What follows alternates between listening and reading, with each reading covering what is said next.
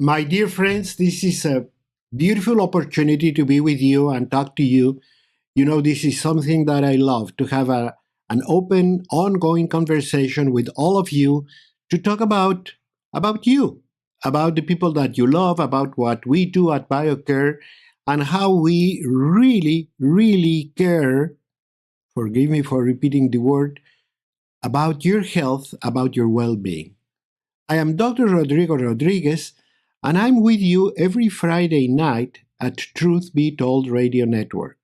Every Friday night at 7 p.m. Eastern Standard Time, with a repeat program every Saturday morning at 9:30 Eastern Standard Time. But it gets a lot better because you can search on Spotify, Truth Be Told Radio Network, and you look for BioCare Hospital, you look for Dr. Rodrigo Rodriguez. We're there for you. And we have over 100 hours of programming like this where we talk about all the things we have to do, we can do, we must do in order to keep our health, to prevent disease, and to manage disease if we unfortunately fall prey to any of the common diseases that we see in our days.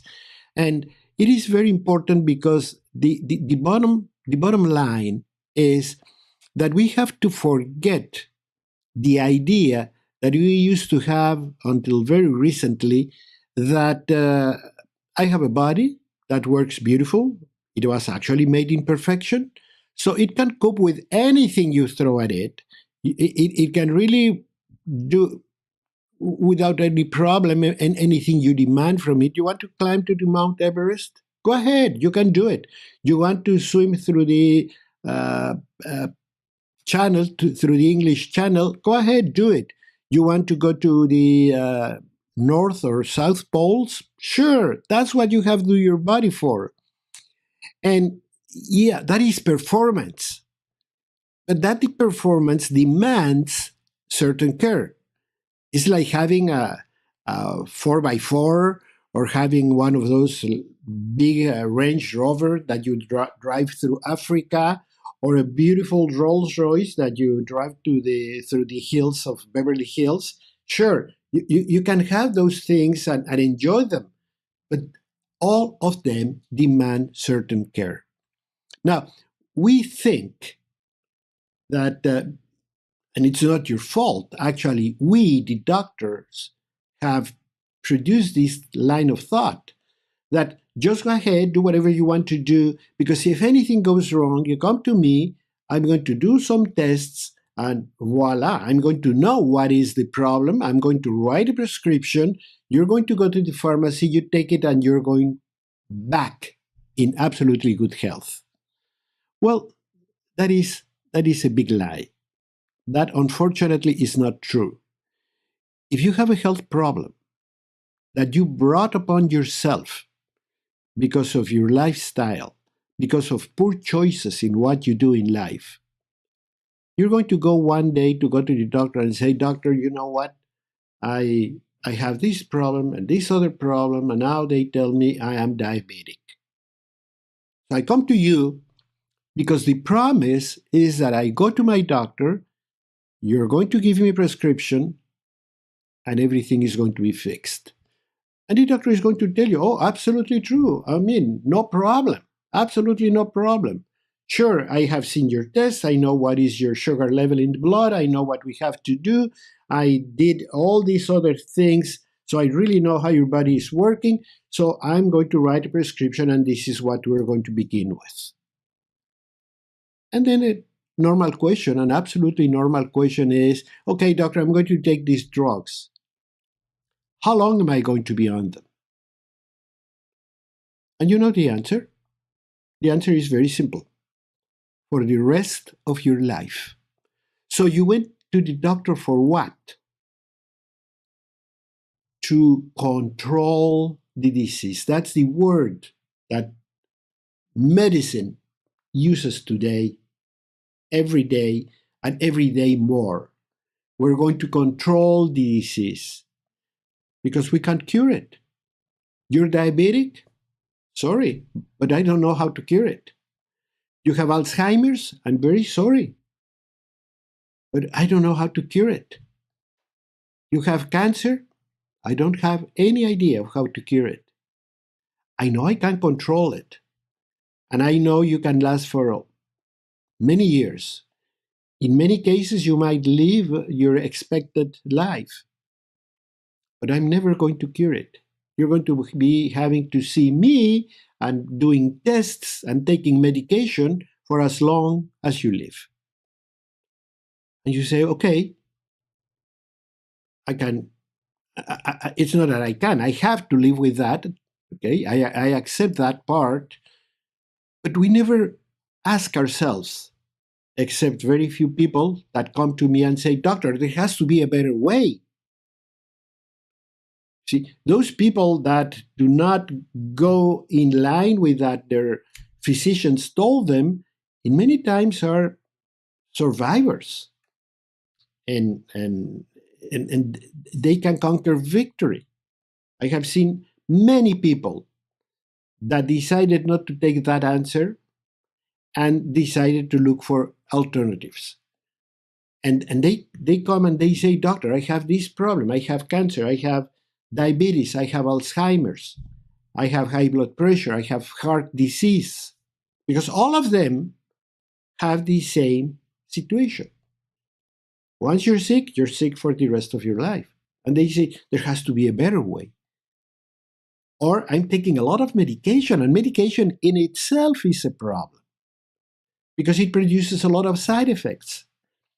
I take the medication for my high blood pressure, and next thing I know is that I'm all dizzy. Or next thing I know is that I have a lot of sexual dysfunction. Or next thing I know is something. And now the doctor tells me, no problem. I'm going to give you another prescription. And that prescription is to counteract the side effects of the medication that I'm taking in the first place. Well, what if I do something simple that will help the medication I took in the first place to be more effective? So I don't have to take a larger dose, but rather a smaller dose. And the possible side effects to that disease are going to be minimized. So I will have to take my medication for this problem, but I'm not going to have to take medication to deal with the side effects of the medication I'm taking, and another medication for the side effects of the medication that I'm using to counteract the effects of the first medication. And you see it, and you don't have to take it from me. You can go to your neighbors, to your friends, and say what you take, and they give you a list. Well, I take this with the breakfast, and then after breakfast, I take this, and then I take this for the so on, and then in the evening, I have to take this, and I get a shot of this thing every so often. Is that the life you want to lead in the future? Of course not. And I have said this very many times, but I'm going to repeat it. Every time I ask somebody, you want to live a long life, everybody says yes. But, and that's the big question, but if I'm functional and I can enjoy life, if I'm going to be in a bed with a number of tubes and a breathing machine and a heart assisting machine, and I'm going to be unconscious and I'm not going to have any connection with the outside world, and I'm not going to be able to talk to my wife or to my friends or to my children, no. Lord, please take me. I'm going to be much better off with you than here. So we want to live a long life, but be healthy and be functional and do it well. Furthermore, because there's a lot more to everything I'm saying than what I'm saying. If you start today, if you decide to take things into your own hands and think there has to be a better way, and you start making changes in your life, and you start seeing that you have better choices when it comes to eating, when it comes to enjoyment, when it comes for just having a good time, if you start choosing better, if you start choosing healthier, and you start considering yourself as the most important treasure that God gave you, and that you have a sacred duty to take care of this body that God entrusted. Well, in that case, you're going to be not only being able to handle a lot of problems, but you might be defeating them before they even appear.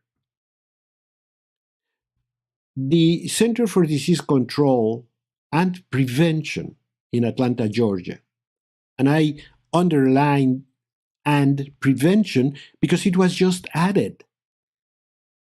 The CDC was created as a CDC, Center for Disease Control.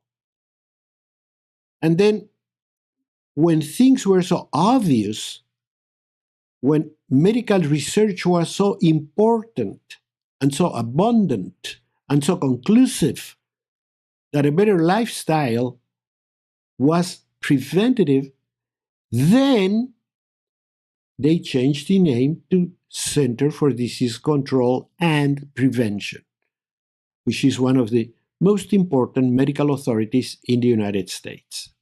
Well, they say, and they have published it, and you can go to their webpage and read it. Don't take it from me necessarily. But they say that if we have better choices and we supplement and we take care of ourselves just a little bit, we might be preventing up to 40% of the most deadly diseases that we have to deal with today. We can prevent cancer, we can prevent heart disease, we can prevent Alzheimer's, high blood pressure, diabetes, you name it. Why? Because all of these diseases, all this group of diseases that we are going to call chronic, degenerative, inflammatory diseases have a common ground. Is what we have done to our body. Is the poor choices in food, very poor choices in entertainment. We have light? Well, let's go to a disco. Tomorrow morning, I'm going to sip 4 or 5 cups of coffee and keep on working. I don't have to sleep that much. I'm going to turn on the TV and watch it all night.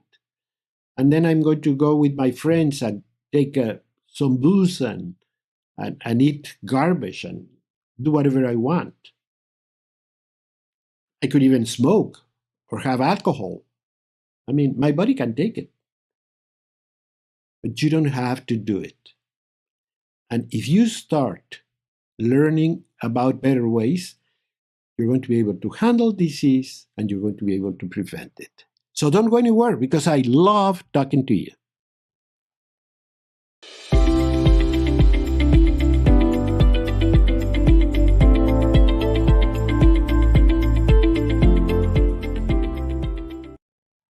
Well, friends, as I promised, I'm back with you, and we're talking about prevention, about dealing with chronic degenerative disease and how we can improve our odds, how we can help our doctors to do a better job.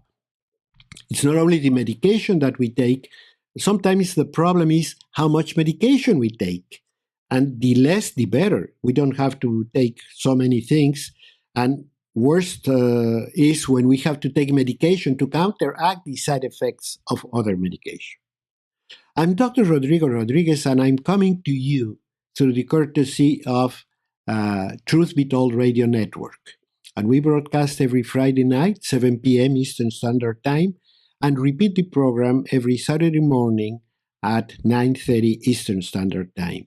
And I love to do this with you because through my medical career, which spans over 50 years, I have seen how medicine has changed in a big way. In many areas, it has been very positive, but in some other areas, it's worrisome. It's worrisome because we're looking at a huge number of diseases that are affecting us that we are actually helping to produce. And those are these chronic inflammatory diseases. And we get them because of our lifestyle, poor choices in life. And when we see all that, we say, I can help. And then you have a you have a problem, you have a health issue, you go to the doctor tells you that you have to take medication for life, and you think there has to be a better way. And that's what we're talking about. We're talking about doing healthier choices in order to keep our bodies in good shape and in good function. And today, I have already discussed about health issues like diabetes or cancer, that all of a sudden you have a problem and you're all concerned about it. But I'm going to talk about something that's very sneaky, very underground, and it's going to hit us anytime without we knowing it. I'm talking about high blood pressure. High blood pressure is a big problem today. It's actually the most frequent medical diagnosis in the United States. You go to the doctor and they tell you have this, you have that. Well, by all means, hypertension is the most frequent diagnosis. Over 90 million people have it. Your neighbor, your spouse, your friend, your coworker, they might not have high blood pressure, and you can ask them. And that is a big problem. But there is a bigger problem, that you have high blood pressure and you don't know about it. And one day you're working, you're doing your things, and all of a sudden you have this terrible dizziness, you feel bad, you might even vomit. They take you to the doctor immediately and they say, my God, you have a very high pressure. Your blood pressure is 180 over 110. That's very high. And you say, I never knew it. And you don't have to be old. This is very important, because when you talk to your children, when you talk to your friends, when you talk to the people you love, you have to insist this is not an age problem. This could hit you when you're in your 40s. And actually, many people are diagnosed very early in life. And it is a growing number. We're having more and more and more people with high blood pressure. And high blood pressure is a killer. Okay? Don't see it in a different way. I have seen people that I loved dying because of high blood pressure. And unfortunately, I have seen a lot of people that they died, they didn't even know. And you say, well, this person had a stroke, he had a heart attack, he had anything, a massive bleeding in the brain, hemorrhage. And you say, what was the problem? They say, I don't know. Was he hypertensive? I don't know. He never said anything. He didn't take any medication whatsoever. You see? So it's this stealth nature of this disease what makes it very dangerous. So in medicine, we call it the silent killer. Because any day, it can stab you in the back and you're going to drop dead, or you're going to be completely incapacitated because you had a stroke and now you're hemiplegic. You have something that you don't want to live with. You don't want a wheelchair. So, and all that is happening just because you never considered the possibility of being hypertensive. And again, 90 million Americans have it. So that's a huge number. I mean, when we had the COVID epidemics, a lot of people were very cautious about, I don't want to get it. I'm going to wear a mask. I'm going to stop going to meetings, to reunions, to groups of people in general, even to church, because I don't want to get that disease. I'm aware of it, and I don't want to get it. And I know that if I stay home and keep quiet and you wear my mask, chances are going to be greatly reduced. But we have a lot more people with high blood pressure. And many of those people die. The number of deaths related to high blood pressure in America are huge. And you don't want to be in that list. You don't want to suffer that disease. That is the time when you have to move, be proactive, and do something. Go to the pharmacy, go to the mall. I've seen it in the mall. You walk in the mall and somebody's there with a white coat and they say, I'm checking your blood pressure, your sugar level. Do it. They might tell you have high blood pressure, and that's the time to say, I need medical assistance, I need help. But that's the time when you have to go to my website, to the social media of your choice, and contact me. Because it's going to cost you nothing. And because this is the time where advice, simple advice, can go really a long way. You know, high blood pressure can lower its consequences in a big way if you start early. And the only way you're going to start early is by taking a reading of your blood pressure. If your reading of the high pressure, which is the systolic pressure, which is up equal or above, let's say 130, you have a problem. If your lower reading, which is what we call the diastolic blood pressure, is equal or above 90, you have a problem. And you don't have to do too many things. Get on your computer. Send me a message. Doctor, I'm 50 years old. I was doing this and I took a reading. This is this. What should I worry? Because when you begin doing this, that's the time where we can do a lot of things that are going to go a very long way. Remember that an ounce of prevention can really go a big, big way. So if at that point you contact me, if at that point we see what is your general metabolic condition, and at that point you start making the changes you have to do, you are going to be a very successful, triumphant high blood pressure patient. But make no mistake, because it would be a very bad mistake. This is something where you have to put a lot on your part. Don't think that the doctor is going to go and tell you, you do this and you're going to be okay. She's going to give you a pill and the blood pressure is going to look better, but the problem is still there.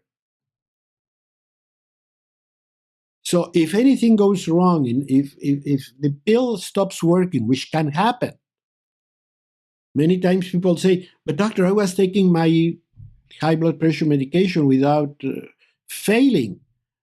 And how did I have this problem?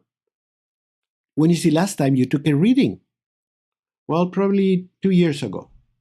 Well, the medication might have stopped working because it happens.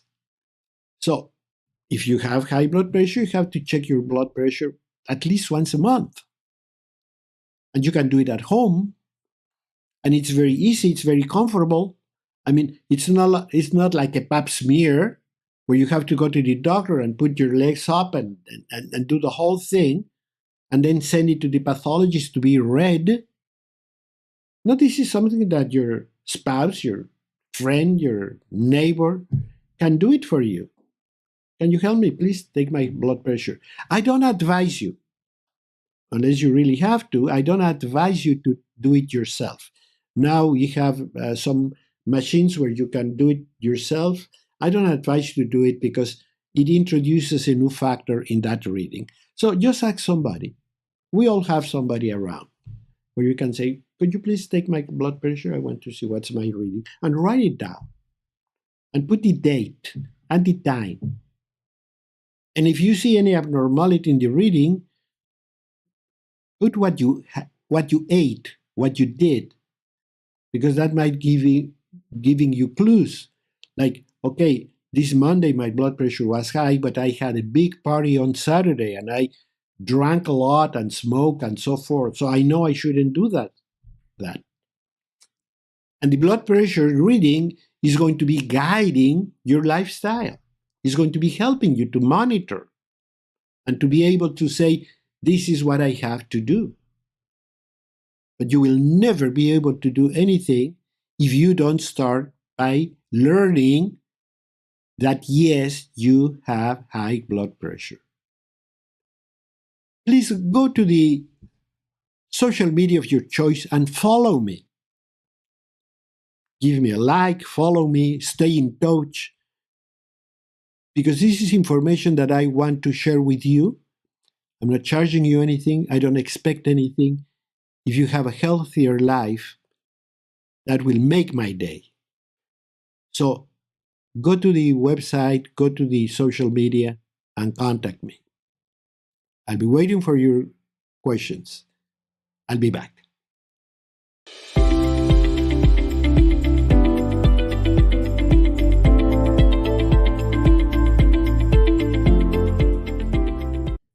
My dear friends, I'm back with you, and I'm very happy to be talking about a subject that to me is very important because we have a dire need to understand what high blood pressure is and what it can do. And the stealth characteristic of this disease makes it even so much dangerous. I mean, if I'm going to hit you and you see me coming this way, well, you're going to bend, you're going to take your head off, you're going to use your hands, you're going to block it. There's so many things you can do. You're going to run, you're going to whatever. I mean, you see it coming, you can do a lot of things. But what happens if I'm just watching TV or doing this program and somebody comes from behind with a bat and just swings the bat in my head? That person might kill you. And you will never know what hit you, literally. You will not even have an idea of what happened. You're going to be dead. And there's going to be nothing you can do about it. Even if I have a gun and I'm in front of you and you know a gun is deadly and you see me with taking out the gun and you move 1 inch, half an inch might be the difference between life and death. But I had the opportunity to do something. Well, that's the stealth characteristic of high blood pressure. You don't know it's coming. And the only way to know it's coming is by being aware of something called high blood pressure, which can have deadly consequences. And that's very easy to detect, very inexpensive to detect. You go to any doctor's office, that's the first thing they do. And you know, I want you to do something beginning today. Next time you go to the doctor's office, the nurse comes, takes the blood pressure, and writes the reading and gives it to the doctor. I hate that. If I do the the blood pressure reading, I have to tell you, you're fine. Okay. In a doctor's office, in some doctors, I'm not that kind of a doctor. They hate to deliver any information to the patient. I don't. I think that the more you know, the better off you're going to be. But in that case, you have to ask the doctor, Doctor, what was my blood pressure reading? And when they tell you, oh, you're fine, you have to say, no, doctor, please give me the number because I keep track of those readings. And you know that if the high reading is equal or above 130, you have a problem. And if the lower reading or diastolic is equal or above 90, just 90, you might have a problem. So it's important that you know it, because then you can ask questions, that you can act upon it. See? And that's exactly what we're talking about. I have to know because I want to act upon it. You know me, I'm Dr. Rodrigo Rodriguez, and I love to share all these ideas with you because I'm absolutely convinced that each and every one of my patients is an intelligent adult. That with the proper information, he can help me to deal with disease. He can help me to prevent disease. He can help me to shorten the suffering or the pain or the expense of being sick. Why? Because there are a lot of things we can do for our body. A lot of things that can be very helpful. And every now and then, I like to kind of put 1, 2, 3, 4. I'm going to give you 3 ways to do this, or 4 ways to do the other, or 10 best ways to be healthy, or whatever. And today I'm going to talk about 5 important things you can do to deal with high blood pressure. Why do I say deal? Because everything I'm going to tell you is going to be both preventive and therapeutic. In other words, if you're healthy and you don't want to develop high blood pressure, follow these rules. But if you have high blood pressure, you have to follow them too, because that's going to reduce the need for medication. And when you reduce the medication that you take, you're going to reduce potential side effects that they're not really welcome. You already have a problem. You don't need any more. Mostly if they're caused by the medication that you're taking. So that's why it's important to have good information, good education, because then we can act upon it, we can be very proactive, and then we can have excellent results. Let's say we have high blood pressure. Let's say we do not have high blood pressure. Let's say I think I'm very healthy. Let's say I'm not very healthy. Whatever. Point number 1 is for everybody, and it's always going to be helpful. Point number 1 is obesity and overweight. Quite simple. We're living in an epidemic. This is a real, true epidemic of overweight and obesity. America is in the first places in terms of excess weight. Why? It's not necessarily that the overweight is the problem. The problem is that people that are obese or overweight regularly have very poor food choices. Obesity and overweight only shows how poorly we are feeding our bodies, how poorly we're choosing the foods, how frugal we are in understanding what our body needs. And I always tell people, before you take a bite, please think 2 seconds. Why am I eating?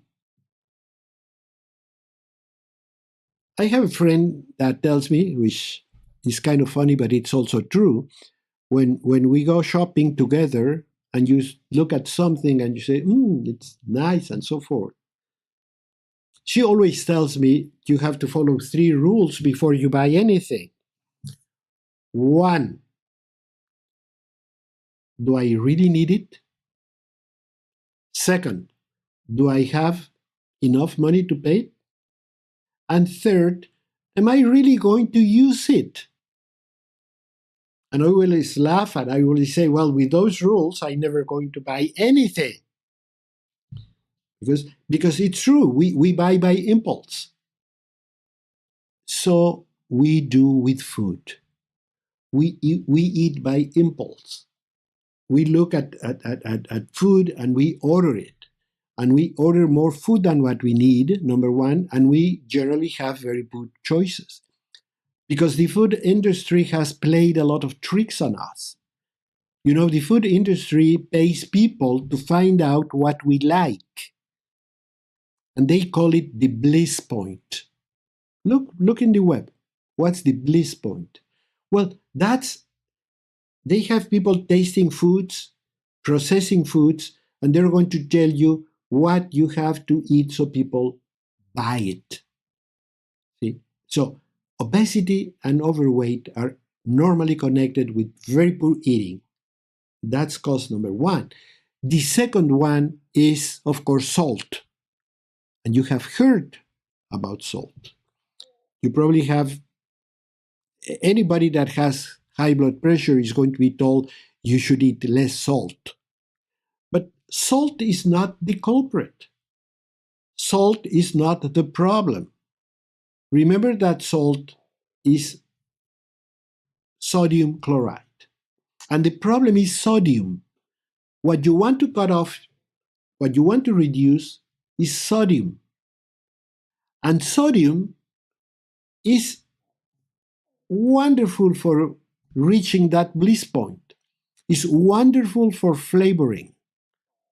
We just love the taste of salt. And then, on top of that, it is one of the best food preservatives there's around, and inexpensive too. So what do? We use it on every single food we want to preserve. So every single thing you grab in the market, that's in a can, in a tin, in a bottle, in any, you name it, in a foil, has sodium in it, because that's the only way it's going to last in the shelf. So just read at the labels. Take a good look at the labels, and you're going to see sodium this, sodium the other. Some cases they use a different salt name so to confuse you, because labels are confusing, let's say it. They're not on your benefit, they're just a requirement. So they do it, okay, I comply with the label, but I'm not going to tell you what you're taking.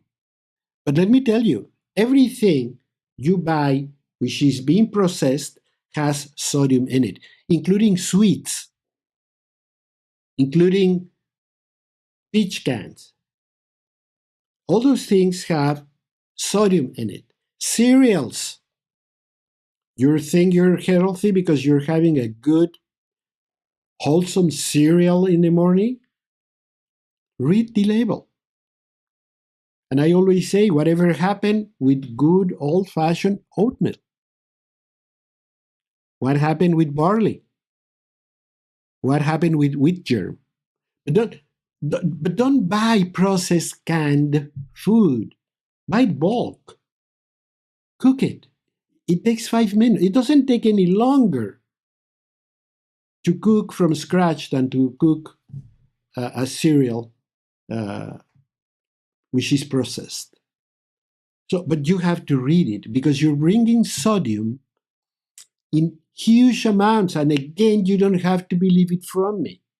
All you have to do is go to statistics and see how much sodium Americans ate in 1950 and how much sodium they eat today. That begins to tell you a story.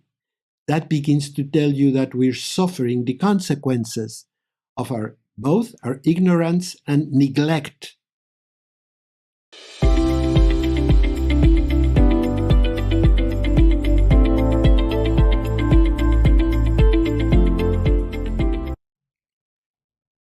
My dear friends, we have been talking this morning or this evening, I don't know, because now with internet, you never know where you're listening or what time of the day it is, where in the neck of your woods. But what we're talking about today is about a disease that never lets you know it's there, never gives you a hint. You can go for years with it, and finally one day it strikes and produces a big problem. Gives you a stroke, gives you a big disability, or simply kills you. We're talking about high blood pressure. How important it is. And I want you to share this information with anybody that you love. I want you to go to Spotify and search for Truth Be Told Radio Network and listen to this and share it with other people. Because I really feel it's important information. This information comes from my heart, and I gather it from all, literally hundreds of papers that are published every day that give you an idea of what's happening. But I am a doctor. I'm Dr. Rodrigo Rodriguez, and I have been a doctor for over 50 years, but 40 of those years I have been working in alternative complementary medicine. And I know there is a lot we can do. Not only that we can do, we must do. You cannot believe that medical care should be left on the hands of the doctors alone. There's a lot we can do. There's a lot we can bring to the table. There's a lot we can do for our health and be healthier and help the doctor in the process of healing. After all, you're healing yourself. And that's why I want you to follow me. I want you to go to the social media of your choice. I want you to read all this information, which, by the way, this week I'm going to be publishing those 5 points you can begin to do right now that cost you no money whatsoever, that are going to help you to prevent and manage high blood pressure. Anything you do to help high blood pressure is going to prevent it. And that's the beauty of doing complementary medicine. That when I try to help a person with diabetes, you know what? I'm reducing the chances of getting a stroke. And I'm reducing the chances of that person getting a heart attack. And I'm reducing the chance of that person to have Alzheimer's. Because all these diseases have a common ground. And when I help one part, I'm helping the others. I mean, never so little has helped so many diseases. And these 5 rules I'm giving you for high blood pressure are going to help you to fight heart disease, Alzheimer's, diabetes, vascular disease, gangrene. I can tell you so many things that you're going to be helping if you just follow these 5 rules. And all of them really cost nothing. And we were talking about overweight and obesity. And I was telling you that the problem in itself is that it normally shows person or people that have no good lifestyles, have very poor food choices. That's why we start gaining weight. That's why we start getting all these problems. And that's why we're going to be sick. The second I was mentioning is sodium. And I told you sodium because when you go to the doctor, they tell you have to eat less salt. Well, salt is part. But the biggest intake of sodium, I think it comes from everything else we eat.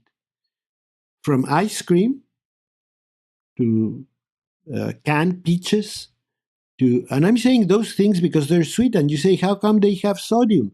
Well, because sodium is very good for flavoring and it's very good for preservation. So everything you buy processed is going to have it. So 0.1, obesity, 0.2, sodium. How can I help it, doctor? Simple. You don't have to do anything. Stop buying processed foods. Cook from scratch and get local, fresh food. It's that simple. You want peaches? Sure. You have peaches there. Doctor, it's not peach season. Well, do not have peaches. Anyone that's my age or older knows that we were waiting for months for peaches to arrive, or for anything, cherries, you name it, artichokes, strawberries. Everything has its season. Follow the season, and that's going to give you a very natural rotation, which is going to give you a richer nutritional program. So you don't have to do anything. God takes care of you. Just go to the farmer's market and see what's in season and cook it from scratch. So we have those two. Let's go for the third one. Exercise. As much as I hate saying this, it is an absolute truth. We need an energy balance. What is an energy balance? Well, calories in, calories out. Couldn't be simpler, right? I have people that tell me, Doctor, I have been gaining weight because I twisted my ankle so I cannot go to the gym. Doctor, you know what? We were in the pandemic. I had to be confined, so I couldn't go and do my daily walk. So I gained weight. Well, if you're spending less calories, why do you keep on eating the same amount? If I twisted my ankle and I cannot go to the gym, well, I'm going to cut on some of the calories that go in so I can keep my energy balance. That's rule number one. Number two, when you exercise, you set in motion so many benefits, so many metabolic benefits. You will control sugar, you will control a lot of functions of your brain, you have better mood, you sleep better, etc., etc., etc., etc. We all know it.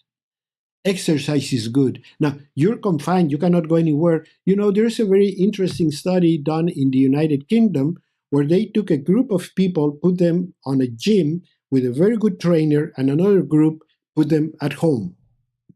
And that group of people at home, they didn't have a trainer. They had a cleaning supervisor. And that person made sure that when they vacuum, they move all the furniture, that there was nothing under the carpet, that the bathrooms were thoroughly cleaned, that the kitchen and the gas range was perfect. And they had to clean the house very thoroughly. Guess who lost more weight? People at home. So you don't have to go to the gym. You don't have to buy sneakers. You don't have to do anything like that. Just move. I have a good friend that always says that. Just move. Do something at home. Mow the lawn, shovel some plants, take the weed out, clean the house, paint the fence. There's so many things you can do at home that will give you an important energy expenditure. And once again, not only is the energy expenditure, but all the other metabolic benefits that come with it. I'm going to go for the fourth. That's cigarette and alcohol. You want to be healthy, and you go and buy cigarettes. You work for your money, and then you burn your money on a cigarette that's going to poison your body. There's nothing at all. You can look for the whole medical literature. You will never find an article that says cigarette might be good for. Alcohol, coffee, you have some articles that says yes, some alcohol is okay, some articles that say no, it's not good. Coffee, yes, it could be good, this might not be as good. Yeah, you can have a little bit of controversy, but cigarette, that's unanimous. No one thinks it can offer any benefit whatsoever. And we all agree that's toxic. Not only toxic, but you're bringing it out to other people. Secondhand smoking is just as bad. So don't let people smoke around you. You see?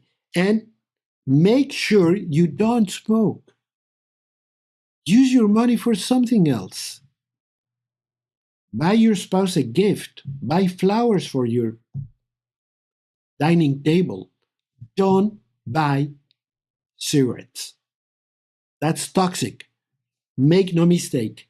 There's not one good excuse to say, well, smoking might be good.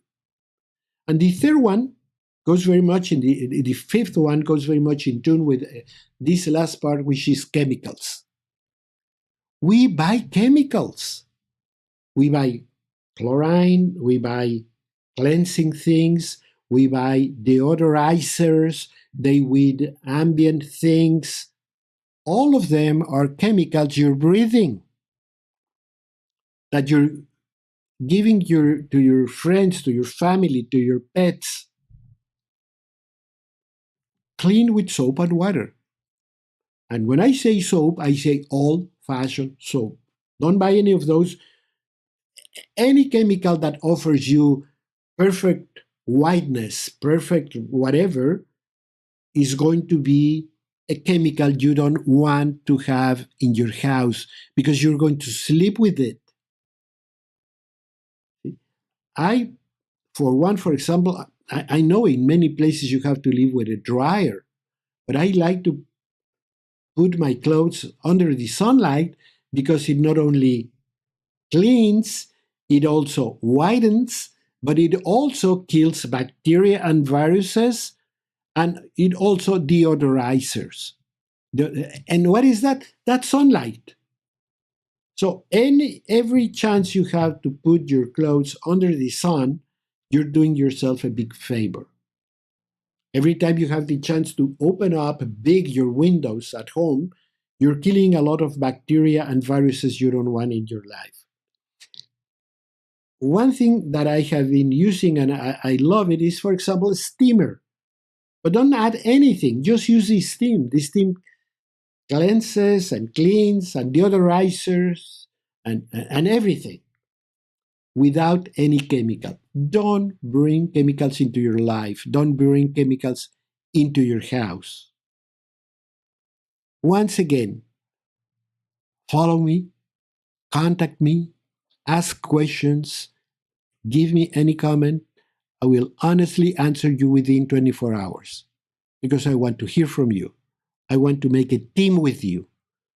I want you to be sure that if you have need for guidance of information, I'm going to be here for you. And I'll be back the following week.